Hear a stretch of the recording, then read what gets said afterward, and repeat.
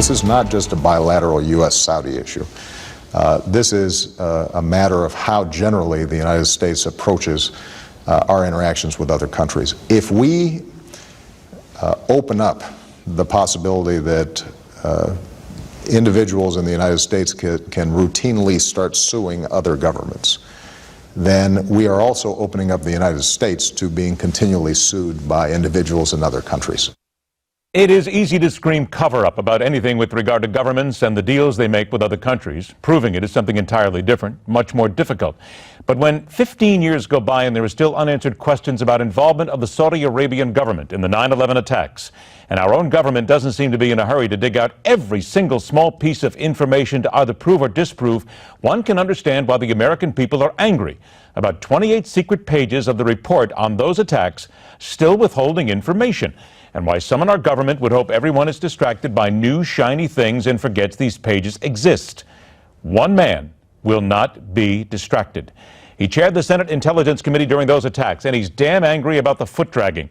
Welcome the former governor and senator from the state of Florida, Bob Graham. Senator, it's a pleasure to have you on the show today, and I hope we can get a little bit to the bottom of some of the things here.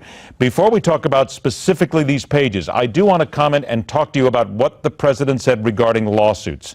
Senator Lindsey Graham had a bill called the Justice Against Sponsors of Terrorism Act, which would basically allow people to sue the Saudi government. Just today, he placed a hold on this legislation. What does that say to you that he's pulled back? I don't know what the specifics of Senator Graham's placed a hold, which means that the bill cannot be considered until he withdraws that. That was an old Senate procedure that was intended to be used when a senator legitimately needed some additional time to study a matter, not to be a source of continuing procrastination. But going back to what the president said, this is a very tightly written bill which amends a 1976 law that sets up the standard for a U.S. citizen going to federal court to sue a foreign government.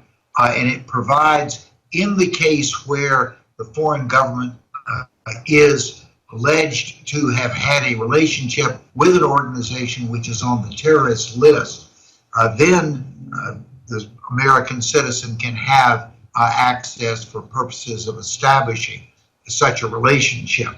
I think it's a narrowly crafted measure. It passed through the Senate Judiciary Committee, which is a very diverse committee, has everybody from Chuck Schumer to Ted Cruz on it, unanimously. Good lawyers looked closely at this and found it to be in the public interest. Is it a good idea, though, to be able to sue governments? Because there's those who say that the governments should be able, for instance, the United States should be the one getting involved in any sort of measures against another government here. There's others who say that something like this will just open the door for ambulance-chasing lawyers to go out there and start filing lawsuits by the thousands.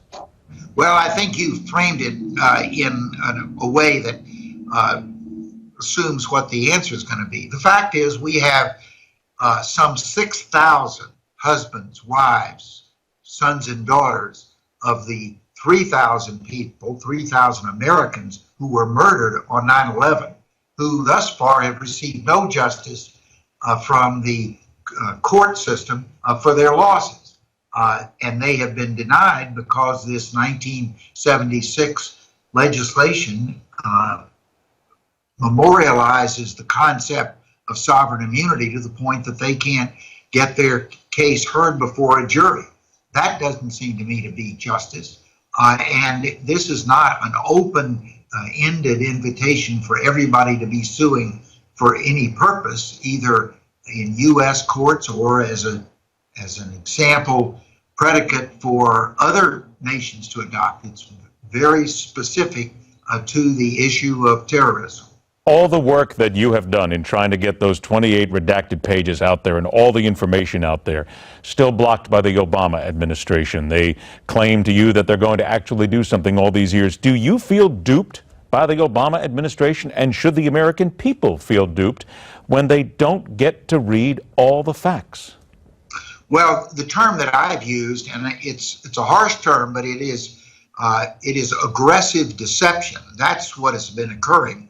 The American people have been told one thing when the facts, many of those facts still being withheld from the public, paint an entirely different picture.